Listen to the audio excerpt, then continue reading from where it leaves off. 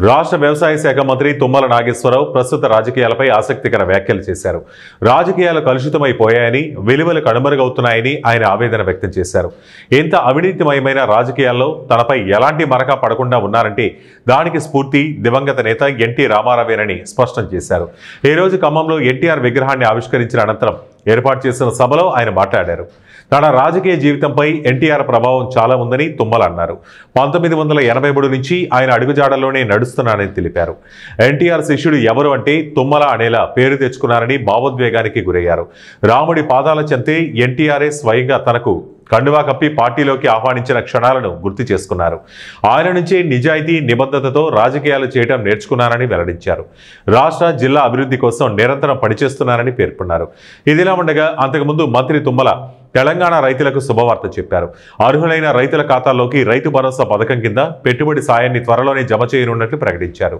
2 విడతల్లో ప్రతి సీజన్కు 6,000 చొప్పున ఈ సాయం అందజేస్తామని ఆయన హామీ ఇచ్చారు. శ్రీరామచంద్రుని పాదాల దగ్గర ఎన్టీ గారి సమక్షంలో ఎన్టీఆర్ గారు నన్ను పార్టీలో చేర్చుకున్నారు 82 సెప్టెంబర్లో. ఆ రోజు నుంచి ఈ రోజు వరకు ఆయన ఇచ్చినటువంటి వాగ్దానం ప్రకారం ప్రజలకి నిబద్ధతతోటి నిజాయితీతోటి పనిచేయాలని చెప్పి నేను ఎక్కడున్నా ఏ పదవిలో ఉన్నా ఈ జిల్లా అభివృద్ధి కోసం పాటుపడే అవకాశం నాకు ఈ మహానుభావుడు వల్లే దక్కింది. కాబట్టి ఆయన సూత్రాన్ని నేను చచ్చిపోయేదాకా అనుసరిస్తానని చెప్పి కూడా మీకు ఈ సందర్భంగా మనం చేస్తున్నాం.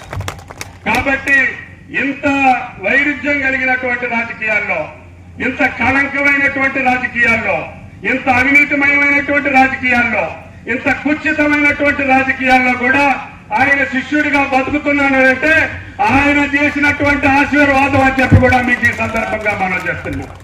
ఈ రోజుకి మీ రూపాయితోటి 11 సార్లు నన్ను ఎన్నికల్లో నిలబెట్టారు. అనేక సందర్భాల్లో గెలిపించారు.